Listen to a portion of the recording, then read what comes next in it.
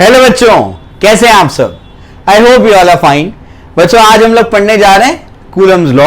Coulomb's law जो है ये इलेक्ट्रोस्टैटिक्स का सबसे इंपॉर्टेंट लॉ है। एक्चुअली इलेक्ट्रोस्टैटिक्स यही है, आगे जो है इसका एप्लीकेशन है। इलेक्ट्रोस्टैटिक्स तो यहीं खत्म हो जाता है आपका। समझे क्या बोल रहा हूँ मैं? क्लियर है ना? इसका एप्लीकेशन करके हम लोग क्या करते हैं, आगे इस चैप्टर को इतना बड़ा कर देते हैं जो कि 12th का सबसे बड़ा चैप्टर हो जाता है। ठीक है ना? चलो भाई, तो आते हैं इलेक्ट्रोस्टैटिक्स के ऊपर। तो इलेक्ट्रोस्टैटिक्स में हमारा कूलम्स लॉ जो है, बच्चे इसको बहुत हल्के में लेते हैं। आइए आज आपको फील कराते हैं लॉ को। ठीक है ना? आइए, तो हमारा कूलम्स लॉ जो है बड़ा इंटरेस्टिंग लॉ है, इसके बारे में चर्चा करते हैं। हम लोग अभी जो पढ़ रहे हैं वो कूलम्स लॉ इन वैक्यूम पढ़ रहे हैं। Coulomb's law in a medium वो इसके बाद के लेक्चर में कराऊंगा मैं। ठीक है ना? अभी वैक्यूम में कर रहे हैं। ठीक है, तो ये कूलम लॉ बोलता क्या है, आइए उसको समझने की कोशिश करते हैं। तो जैसे हमारे पास मान लीजिए कि दो पॉइंट चार्जेस हैं। मेरे वर्ड्स पे ध्यान दीजिएगा, दो मैंने क्या बोले हैं, पॉइंट चार्जेस बोले हैं। समझ आ रहा है क्या बोल रहा हूं मैं? दो हमारे पास पॉइंट चार्जेस है। अब क्या यहां पर पॉइंट चार्जेस किसको बोला जा सकता है? पॉइंट चार्जेस, एक तो उनका साइज बहुत छोटा हो, उनको पॉइंट चार्जेस बोल सकते हैं। जैसे आपके इलेक्ट्रॉन प्रोटॉन साइज बहुत छोटा है, उनको पॉइंट चार्जेस बोल सकते हैं। या फिर आप उनको भी पॉइंट चार्जेस बोल सकते हैं, ये वाले जो एक बॉडी है और ये वाली एक बॉडी है, इनके बीच का सेपरेशन बहुत ज्यादा है। इनके बीच का सेपरेशन बहुत ज्यादा है एज कंपेयर टू इनके डायमेंशंस। समझ आ रहा है क्या बोल रहा हूं मैं? क्लियर है? तो इनको भी क्या बोला जा सकता है? पॉइंट चार्जेस बोला जा सकता है। समझ में आ गया? तो इस तरीके से आप क्या कर सकते हो, आप ऐसे पॉइंट चार्जेस को समझ सकते हो कि बॉडी, कुछ बॉडीज को भी पॉइंट चार्जेस बोला जा सकता है। कब बोला जा सकता है? जब उनके बीच का डिस्टेंस क्या हो, बहुत ही ज्यादा हो। समझ में आ रहा है? क्लियर है? तो इस तरीके से, जैसे एग्जांपल के तौर पे मेरी बिल्डिंग है, मेरी बिल्डिंग पे एक बॉडी रखी हुई है जो चार्ज है। समझ में आ गया? क्लियर है? और मेरे घर से लगभग 2 किलोमीटर दूर क्या है, हमारा रेलवे स्टेशन है। रेलवे स्टेशन जो है वो 2 किलोमीटर की दूरी पे है। रेलवे स्टेशन का जो हमारा एक गेट है, एम गेट, वहां पर मैंने क्या कर दिया है, दूसरा बॉडी रख दिया जो चार्ज है। तो वो दोनों है तो बॉडी, लेकिन दोनों के बीच का सेपरेशन बहुत ज्यादा है, लगभग 2 किलोमीटर। तो उनको पॉइंट चार्जेस मान लूंगा मैं। बात समझ में आ रही? क्लियर है? तो पॉइंट चार्जेस का मतलब ये होता है। तो यहां पर हमारे पास दो पॉइंट चार्जेस हैं और दोनों के दोनों पे हमने क्या कर दिया, जो हमारा नेचर है वो सेम मान लिया कि ये भी पॉजिटिव टाइप वाला है, वो भी क्या है, पॉजिटिव टाइप वाला है। एक Q1 है, दूसरा क्या है, Q2 है। अब क्या दोनों एक दूसरे को डेफिनेटली क्या करेंगे, रिपल करेंगे। बात समझ में आ रही? दोनों एक दूसरे को क्या करेंगे, रिपल करेंगे। हमने पढ़ा है कि लाइक चार्जेस क्या करते हैं, रिपल ईच अदर। क्यों करेंगे हमको उसके बारे में नहीं पता। बात समझ में आ रही क्या बोल रहा हूं मैं? क्लियर है? तो दोनों एक दूसरे को क्या करेंगे, रिपल करेंगे। क्यों करेंगे हम नहीं जानते इस बारे में। ठीक है, चलो भाई। अब क्या ये इस पे क्या करेगा, फोर्स लगाएगा, और ये इस पे क्या करेगा, फोर्स लगाएगा। समझ में आ गया? दोनों के दोनों क्या होंगे, रिपल्सिव फोर्सेस होंगे। तो कूलम्स लॉ आपको क्या करता है, ये तो हमको पता है कि ये दोनों एक दूसरे पे क्या करेंगे, रिपल्सिव फोर्स लगाएंगे। कूलम्स लॉ क्या करता है? कूलम्स लॉ आपको इस फोर्स का मैग्नीट्यूड बताता है, क्योंकि physics is all about measurement. क्योंकि फिजिक्स में हम क्या करते हैं, चीजों को मेजर करते हैं। इसी वजह से कूलम हमको क्या करता है कि इन दोनों के बीच में कितना रिपल्सिव फोर्स है वो अपने को निकाल करके देता है, उसका फॉर्मूला अपने को देता है। समझ आ रहा है क्या बोल रहा हूं मैं? क्लियर है? अगर एक पॉजिटिव नेगेटिव होता तो एक दूसरे को वो अट्रैक्ट करते, तो कितना अट्रैक्टिव फोर्स है उसको अपना फॉर्मूला दे देता। बात समझ में आ रही? क्लियर है? तो रिपल्सिव या अट्रैक्टिव फोर्सेस के बारे में अपने को कूलम बताता है। तो और ये फोर्स को क्या बोलते हैं, इलेक्ट्रोस्टैटिक फोर्स। तो इसका स्टेटमेंट लिख करके दे रहा हूं, the magnitude of electrostatic force between two point charges. ध्यान से देखिएगा, ये बॉडीज पर अप्लाइड नहीं है। अगर बॉडी पर अप्लाई करना है तो डिस्टेंस क्या होना चाहिए, बहुत ज्यादा होना चाहिए। एकदम पास पास में दो बॉडी रखी है, नहीं अप्लाई कर सकते कूलम्स लॉ। कैसे करेंगे अप्लाई, फिर बताऊंगा आगे जाकर के। अभी पहले तो ये तो सीखो पॉइंट चार्जेस पे। The magnitude of electrostatic force between two point charges is directly proportional to the product of the charges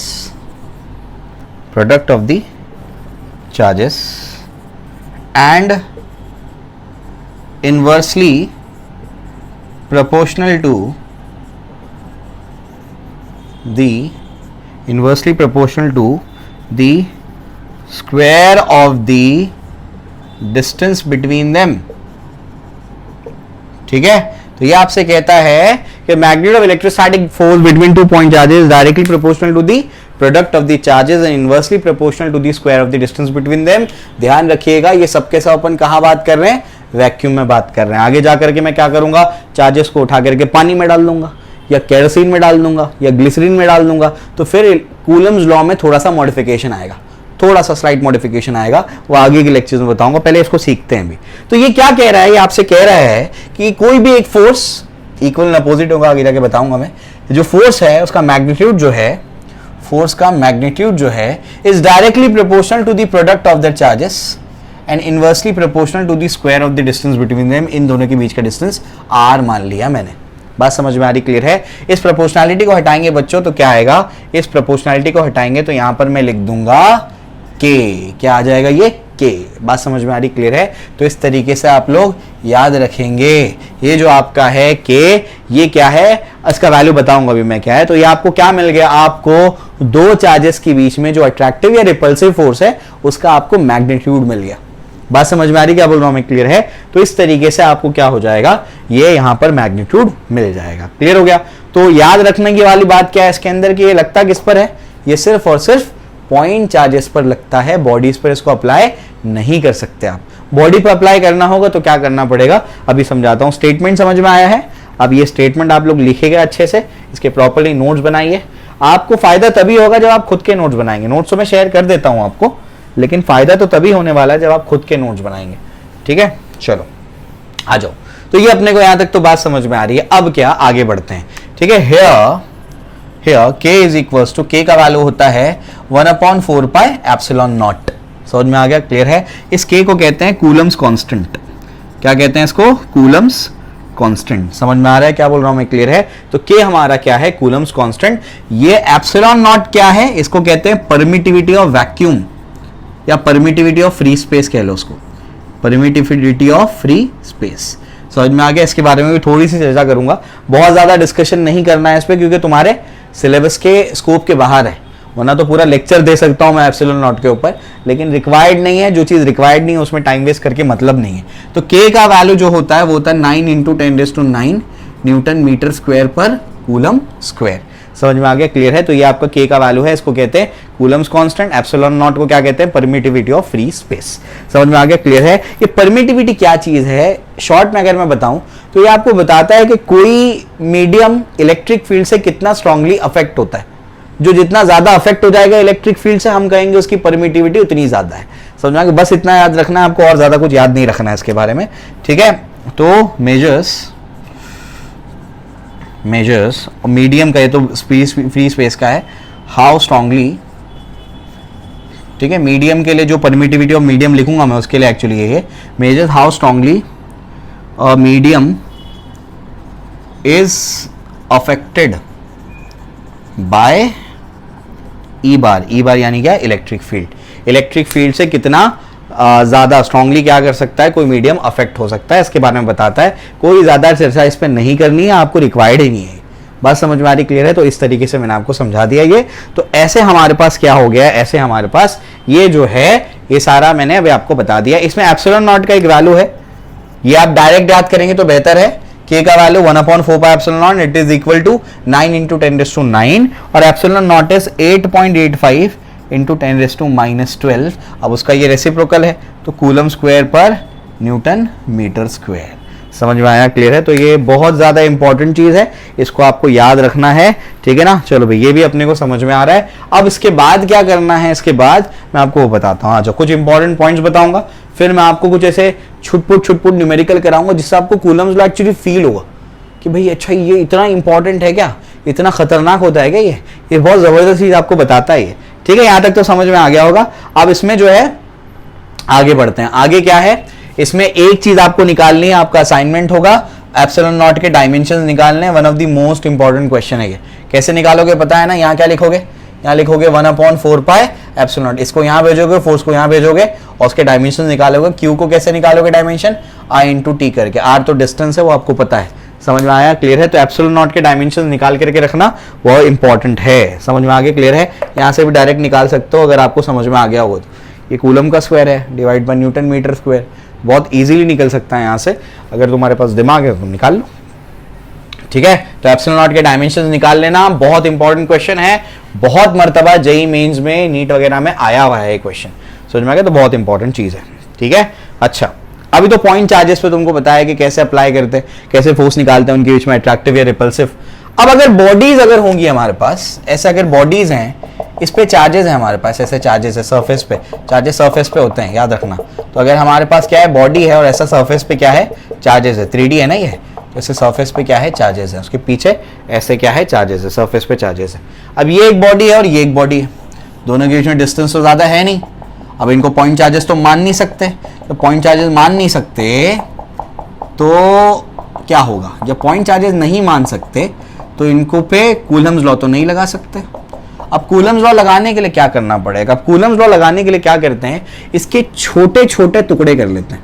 क्या करते हैं, छोटे छोटे टुकड़े कर लेते हैं और फिर देखते हैं कि ये छोटे टुकड़े की वजह से इसके ये बाकी टुकड़ों पे या बाकी छोटे छोटे पॉइंट चार्जेस पे कितना फोर्स लग रहा है। फिर ये एक छोटा टुकड़ा कर लेंगे, ये छोटे टुकड़े की वजह से बाकी तो पॉइंट चार्जेस पे कितना फोर्स लग रहा है, फिर ये छोटे टुकड़े की वजह से बाकी पॉइंट चार्जेस पे कितना फोर्स लग रहा है। ऐसे ही सबको ऐड करते करते करते करते करते क्या मिल जाएगा आपको, नेट फोर्स मिल जाएगा।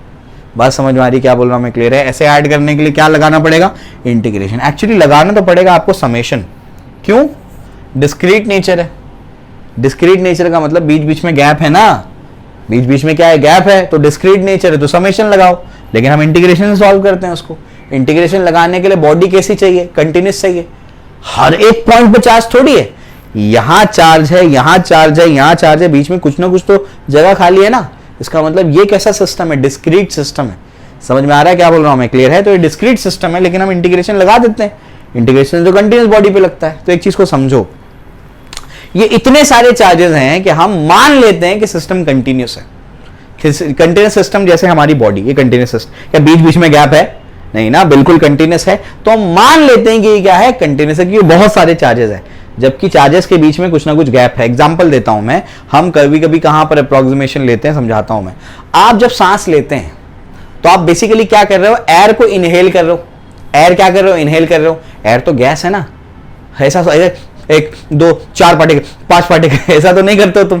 बात समझ में आ रही क्या, दो ऐसा कोई पार्टिकल तुम नहीं कर, तुमको ऐसा लगता है कि पूरी की पूरी एयर क्या हो गई तुम्हारे नाक में, तुमने क्या कर दी, इनहेल कर ली। बात समझ में आ रही, क्लियर है। तो बेसिकली गैस का नेचर भी कैसा है, डिस्क्रीट है। लेकिन जब इतने सारे वो पार्टिकल्स हैं तो जब हमारी नाक में जाते हैं तो हम क्या समझते हैं उसको, हमको लगता है वो कंटिन्यूस है, तो उसको कंटिन्यूस मान लेते हैं। समझ आ रहा है क्या बोल रहा हूं मैं, क्लियर है। तो गैस का नेचर भी क्या है, एयर का नेचर भी डिस्क्रीट है, लेकिन इतने सारे हैं वो कि हम क्या करते हैं, उसको कंटिन्यूस मान लेते हैं। बात समझ में आ रही, क्लियर है। तो इसी वजह से इसको भी कंटिन्यूस मान लेंगे और आगे से क्या करेंगे, इंटीग्रेशन इस्तेमाल करेंगे। कोई तुमको ये सब बताएगा नहीं कि तुमको समेशन कब इस्तेमाल करना है, इंटीग्रेशन कब इस्तेमाल करना है, लेकिन मुझे इन डेप्थ लेवल पे जाना है, तुमको बहुत अच्छे लेवल पे लेकर जाना है, इसलिए छोटे छोटे पॉइंट्स में नहीं छोड़ रहा हूं मैं। समझ आ गया। तो यूज करना चाहिए था समेशन, क्योंकि सिस्टम कैसा है, डिस्क्रीट है, लेकिन यूज करेंगे क्या, इंटीग्रेशन, क्योंकि हम उसको डिस्क्रीट ना मान करके हम उसको हाथ के जैसा कंटिन्यूस मान लेंगे, रॉड के जैसा कंटिन्यूस मान लेंगे। समझ आया, क्लियर है। तो छोटे छोटे टुकड़े करेंगे और हर टुकड़े की वजह से इसके छोटे टुकड़े पे कितना फोर्स लग रहा है वो कैलकुलेट करके इंटीग्रेट कर देंगे। समझ में आ गया। तो ये तरीका होता है इसको निकालने का। बहुत ही डिफिकल्ट टास्क है ये, इतना आसान नहीं है। तो कूलम्स लॉ से हमको क्या निकालना, ऐसे बॉडीज के बीच में हर एक छोटे पार्टिकल पे फोर्स निकालना आसान नहीं है। फिर इसी का एक सिंप्लीफाइंग टूल आगे आएगा आपको, जिसको कहते हैं गॉसेस लॉ। गॉसेस लॉ यही है, क्या करता है, उस चीज को बहुत सिंपल करेगा, लेकिन सिमेट्रिक केसेस में मैं आपको समझाऊंगा क्या है वो, ठीक है। बड़ा मजा आएगा। सीधा आप गॉस लॉ पढ़ोगे ना तो आपको मजा नहीं आएगा। आप कूलम्स लॉ से गॉस लॉ पे जाओ। आप जब कूलम्स लॉ पढ़ोगे, उससे इलेक्ट्रिक फील्ड निकालोगे, तो आपको पता लगेगा अरे यार कितना खतरनाक मैथमेटिक्स लग रहा है इसमें। फिर आप जब गॉसेस लॉ पढ़ोगे आपको समझेगा अच्छा इसने तो काम आसान कर दिया हमारा। समझे, क्लियर है। तो पहले आप कूलम्स लॉ से करो, थोड़ी मेहनत करो, ठीक है ना। चलो इसको समझो, यहां तक तो मैंने आपको बता दिया। अब इसके बाद मैं कुछ इंपॉर्टेंट पॉइंट्स बता देता हूं, important points regarding Coulomb's law. ये जो मैं आपको पॉइंट्स बताता हूं बच्चों, ये सब आपको न्यूमेरिकल्स में बहुत काम आएंगे। समझ में आ गया, बुक में नहीं मिलेंगे ये पॉइंट्स, ये सब आप एक्सपीरियंस से गेन करते हैं सारी चीजें। समझ आ गया, क्लियर है। तो बहुत इंपॉर्टेंट पॉइंट्स है कूलम्स लॉ से रिलेटेड, आइए इसको अभी समझने की कोशिश करते हैं, ठीक है ना। तो इसमें सबसे पहला पॉइंट क्या है कि हमारे पास जो कूलम्स लॉ है, it is applicable only for point charges. It is applicable only for point charges. समझ में आ रहा है क्या बोल रहा हूं मैं? ये बॉडीज पे एप्लीकेबल नहीं है, not applicable for charged bodies. क्या चार्ज बॉडीज को हम लोग पॉइंट चार्जेस बोल सकते हैं? हाँ बोल सकते हैं। कंडीशन क्या है? दो चार्ज बॉडीज के बीच में डिस्टेंस क्या होना चाहिए? बहुत ज्यादा as compare to their dimensions. समझ में आ गया? पहला पॉइंट तो ये हो गया, ठीक है ना। It obeys inverse square law. कहीं कहीं पे आपको एमसीक्यू में मिल जाएगा। कोई भी फोर्स अगर डिस्टेंस के स्क्वायर के इनवर्सली प्रोपोर्शनल है तो उसको कहते हैं it obeys inverse square law. जैसे ग्रेविटेशनल फोर्स।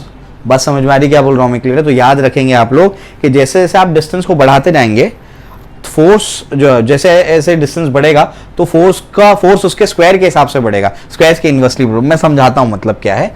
मतलब क्या है, अगर डिस्टेंस 1 है तो फोर्स तो F है। अगर डिस्टेंस 2 हो जाएगा, मतलब अब इनके बीच में डिस्टेंस कितना है? चार्जेस के बीच में 1 है।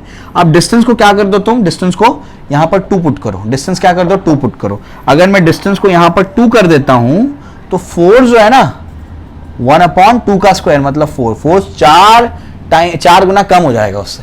मतलब क्या? अगर 1 के डिस्टेंस पे 4 था, मान लो 16 न्यूटन। 1 के डिस्टेंस पे फोर्स कितना था? 16 न्यूटन। एक दूसरे को 16 न्यूटन से खींच रहे थे। समझ आ रहा है क्या बोल रहा हूं मैं? अब 2 के डिस्टेंस पे लेकर जाऊंगा तो वो एक दूसरे को क्या करेंगे? 16 से नहीं, डिवाइड बाय 4 कर दो। अभी समझ आ रहा है? जितना भी फोर्स था उसको क्या कर दो? Divide by 4। समझे? क्लियर है? अब वो एक दूसरे को क्या करेंगे? सिर्फ 4 न्यूटन से खींचेंगे। समझ आ रहा है क्या बोल रहा हूं मैं? क्लियर है? और तुम डिस्टेंस को बढ़ा दो तो F/9 हो जाएगा फोर्स। जो शुरुआत में था उसका 1/9 क्या हो जाएगा? फोर्स हो जाएगा। तो जैसे जैसे दूर जाते जाएंगे वैसे फोर्स कम होते जाएगा, और लीनियरली नहीं, स्क्वायर के हिसाब से कम होगा। इनवर्स स्क्वायर लॉ इसलिए कहा जाता है इसको। समझ में आया? क्लियर है? तो इस तरीके से मैंने आपका सेकेंड पॉइंट भी आपको क्लियर कर दिया, ठीक है। उसके बाद तीसरा पॉइंट क्या है इसको आप समझो। It's a conservative force. It's a conservative force. ये कंजर्वेटिव फोर्स है। कंजर्वेटिव फोर्स मतलब क्या? इस फोर्स के वजह से जो वर्क होगा वो पाथ डिपेंडेंट नहीं है। समझ में आ गया? तो अगर ये पॉइंट अगर ज्यादा नहीं पता है तो उसके ऊपर भी चर्चा नहीं करनी है, WP पूरा पढ़ाना पड़ेगा। तो इट्स अ कंजर्वेटिव फोर्स, ये एटलीस्ट ये याद रखो, इट्स अ कंजर्वेटिव फोर्स। ये बहुत इंपॉर्टेंट चीज है, ठीक है ना। चलो भाई, ये हो गया। इसके बाद और क्या है? Forces form action reaction pair. जो फोर्सेस होंगे वो क्या फॉर्म करेंगे? Action reaction pair. ये इस पे अपोजिट फोर्स लगा रहा है, ये भी इस पे इधर फोर्स लगा रहा है, तो ये क्या? एक दूसरे के एक्शन और रिएक्शन पेयर है। समझ में आ गया? एक्शन रिएक्शन पेयर का क्या कंडीशन है? बोलो भाई।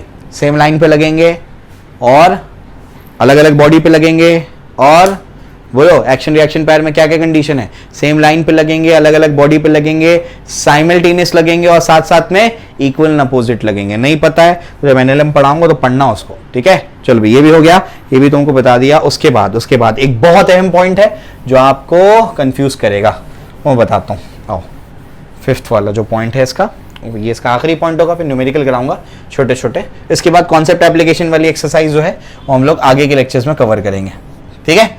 चलो भाई आओ। It is applicable only to those charges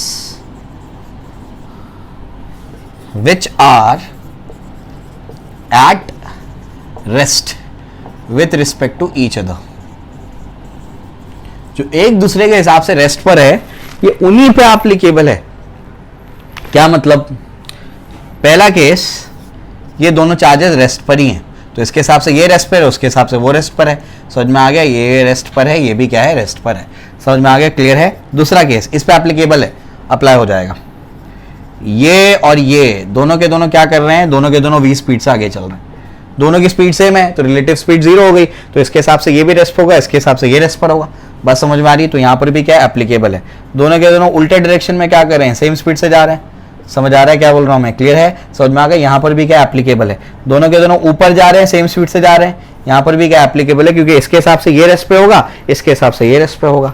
लेकिन ध्यान से सुनने का। तीसरा हो गया, चौथा हो गया।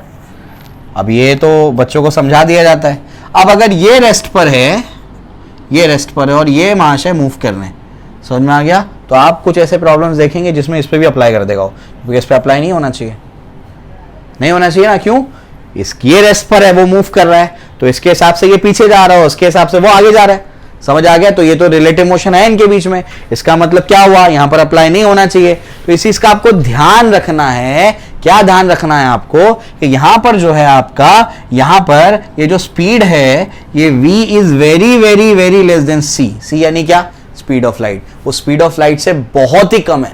बात समझ में आ रही, क्या बोल रहा हूं मैं, क्लियर है? अगर स्पीड ऑफ लाइट से बहुत ही कम है तो हम क्या बोलेंगे, ये इस सिचुएशन में अप्लाई हो सकता है। मतलब 10 मीटर पर सेकेंड से चल रहा है, या फिर आपका क्या 20 मीटर पर सेकेंड से चल रहा है, या फिर 30 मीटर पर सेकेंड, या बहुत बहुत 100 मीटर पर सेकेंड, समझ में आ गया, 1000 मीटर पर सेकेंड, समझ आ गया। लेकिन अगर comparable to speed of light चलेगा तब अप्लाई नहीं कर सकते। समझ आ रहा है क्या बोल रहा हूं मैं, क्लियर है? क्यों? इस पर अप्लाई कर देंगे तो एरर नहीं आएगा बहुत ज्यादा, लेकिन इस सिचुएशन में अगर अप्लाई कर देंगे सी की स्पीड पर चलेगा तो बहुत ज्यादा एरर आ जाएगा, फिर रिलेटिविटी को कंसिडर करना पड़ेगा। समझ में आया, क्लियर है? तो ध्यान रखना, ये सिर्फ तभी एप्लीकेबल है जब चार्जेस एक दूसरे के हिसाब से क्या है, रेस्ट पर हो या बहुत ही कम स्पीड पे चल रहा हो। समझ आ रहा है क्या बोल रहा हूं मैं, क्लियर? ध्यान रखना इस चीज को, ठीक है ना? चलो भाई, स्लो स्पीड पे चलेगा तो इस तरीके से ये 5 पॉइंट्स बता दिए। अब तुमको क्या करता हूँ, कूलम्स लॉ का एक्चुअली फील बताता हूँ मैं, तुमको बताता हूँ कि ये कितना फोर्स होता है इनके बीच में। ये बड़ा इंटरेस्टिंग पार्ट है, आओ अभी मजा आएगा, ठीक है? चलो, आई होप आपको नए पॉइंट्स मिले होंगे, कहीं से भी आप कंपेयर करें आपको नए पॉइंट्स मिलेंगे। और मैं ऐसा कंटेंट बनाने जा रहा हूँ जो नेशनल, स्टेट, इंटरनेशनल लेवल पे यूज़ हो, सारे बच्चे इस्तेमाल करें इसको। ऐसा कंटेंट बनाने जा रहा हूँ मैं आपके लिए, ठीक है? चलो भाई आ जाओ यहाँ पर जो है। अब इसके बाद नेक्स्ट क्या है, अभी आपको मैं कुछ क्वेश्चंस दे देता हूँ। क्वेश्चंस क्या है, क्वेश्चंस जो है जैसे आप क्या करो, हाँ ये मैं क्वेश्चंस ले आया हूँ आपके लिए। आप क्या करो, आप एक 5 कूलम का चार्ज लो, एक 6 कूलम का चार्ज लो और इनके बीच का डिस्टेंस 3 मीटर रखो। अब फोर्स निकालो इनके बीच में। तो आप क्या बोलेंगे, आप बोलेंगे क्या बड़ी बात है इसमें, कोई भी निकाल लेगा। सही बात है, कोई भी निकालने का। फोर्स का फॉर्मूला बोलो, K Q1 Q2 by R square. मैं ये सॉल्व करवाना मेरा मकसद नहीं है, तुमको फील दिलाना मेरा मकसद, फील करवाना चाहता हूँ। आओ समझाता हूँ। K का वैल्यू क्या है, 9 × 10⁻⁹ पता है तुमको। चार्ज 1 क्या है, 5, चार्ज 2 क्या है, 6, डिवाइडेड बाय r का स्क्वायर मतलब 3 का स्क्वायर। समझ में आ गया? ये 9 वो 9 कैंसिल, 5 6 कितना होगा 30 × 10⁻⁹ क्या होगा 9। तो 3 × 10⁻10 न्यूटन, 3 × 10⁻⁻ क्या होगा 10 न्यूटन। इसका मतलब क्या है, इसका मतलब है 1 2 3 4 5 6 8 9 10। ये कुछ समझ आ रहा है तुमको? 3 × 10⁻10 न्यूटन। अरे भाई 5 कूलम और 6 कूलम का चार्ज तुमने लिया और तुम 3 मीटर के डिस्टेंस पे उसको रख देते हो, 3 मीटर के डिस्टेंस पे, तो एक दूसरे पे वो इतना फोर्स लगाते। ये बहुत फोर्स है भाई, बहुत फोर्स है। इतने फोर्स को संभालने के लिए तुमको कोई डैम के जैसा स्ट्रक्चर बनाना पड़ेगा। एक पे 5 कूलम, एक पे 6 कूलम और एक दूसरे को 3 मीटर पे रखा तुमने। तो अगर तुमको इतने, तुम हाथ से नहीं रोक सकते उसको। समझ आ रहा है क्या बोल रहा हूँ? बच्चों को लगता है ये 5 कूलम, ये 6 कूलम पकड़ लिया ऐसे। अरे भाई इतना फोर्स है वो, समझ आ रहा है? डैम के जैसा स्ट्रक्चर बनाना पड़ेगा तुमको। समझ आ रही बात क्या बोल रहा हूँ? मैंने कहा था कूलम बहुत बड़ा चार्ज होता है, समझे? इतना बड़ा फोर्स है ये, तुम उसको नहीं संभाल सकते ऐसे। डैम के जैसा स्ट्रक्चर बनाना पड़ेगा तुमको उसको संभालने की, ठीक है? चलो भाई दूसरा सवाल देता हूं मैं, आओ इसको भी फील करते हैं। अब थोड़ा सा कम चार्ज लेते हैं, ये लेते हैं अभी हम लोग 10 मिली कूलम लेते हैं, +10 मिली कूलम -6 मिली कूलम। समझ में आ गया?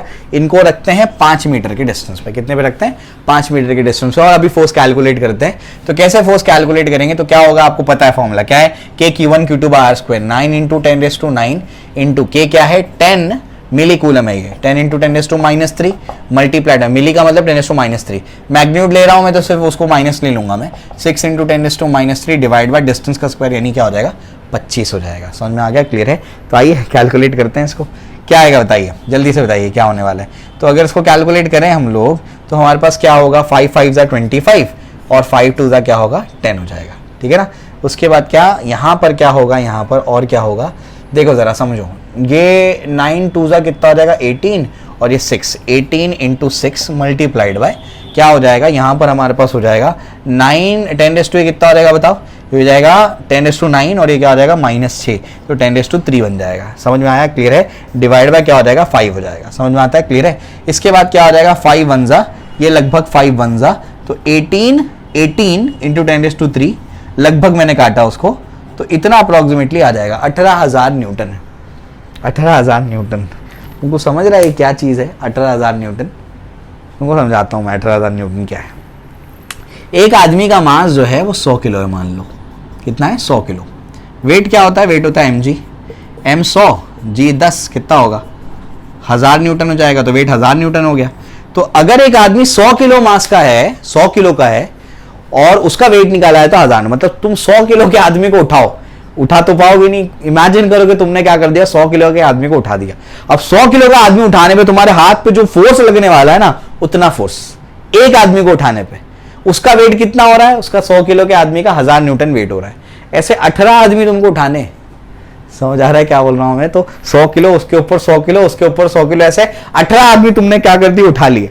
समझे? तब जो फोर्स लगेगा ना तुम्हारे हाथ पे, वो फोर्स क्या होगा? वो फोर्स एक 10 मिली कूलम और एक -6 मिली कूलम के चार्ज को 5 मीटर पे रखने पे होगा। तो ऐसे पकड़ नहीं सकते तुम। एक दूसरे को अट्रैक्ट कर रहे हो, पकड़ लिया, अट्रैक्ट नहीं कर पाएंगे। अरे नहीं पकड़ सकते तुम उसको। बात समझ में आ रही क्या बोल रहा हूं मैं? बहुत फोर्स होता है ये। क्लियर हो गया? ठीक है, और एक एग्जाम्पल दे देता हूं, जो मेरा घर वाला एग्जाम्पल दिया था मैंने, वैसे ले लेते हैं। एक कूलम का चार्ज ले लेते हैं, और मान लो 2 बॉडीज पे एक कूलम का चार्ज है और वो 1 किलोमीटर पर रखा है। खुद से ट्राई कर लेना है इसको। 1 कूलम और प्लस 1 कूलम और ये 1 किलोमीटर, तो उसका फोर्स निकाल करके मुझे दे देना। समझ में आ गया? तो आई होप आपको ये लेक्चर फील हुआ होगा। बड़ा इंटरेस्टिंग लेक्चर था, मज़ा आ गया पढ़ाने में। आई होप आपको पढ़ने में भी मज़ा आया होगा। अगर नहीं कुछ समझा है तो कमेंट सेक्शन में बताइए। और इसके बाद जो है हम लोग कूलम्स लॉ इन वैक्यूम करेंगे, इन अ मीडियम करेंगे। वो भी बड़ा इंटरेस्टिंग टॉपिक है, बहुत मज़ा आने वाला है। और कल का दिन जो होगा हम लोग हमारे केमिस्ट्री और मैथ्स को डेडिकेट कर देंगे। कल हम लोग पूरा दिन भर वही करेंगे। ओके, क्लियर है? तो अच्छे से पढ़िए, अच्छा स्कोर करिए, अपने दोस्तों के साथ में शेयर करिए। कुछ अच्छा लगा है लेक्चर तो मोटिवेशन के लिए हमको हमारे कमेंट सेक्शन में बताइए। और अगर नहीं अच्छा लगा है तो बताइए कि सर समझ में नहीं आया है, नहीं अच्छा लगा तो हम उसको इम्प्रूव करने की कोशिश करेंगे। Okay, thank you.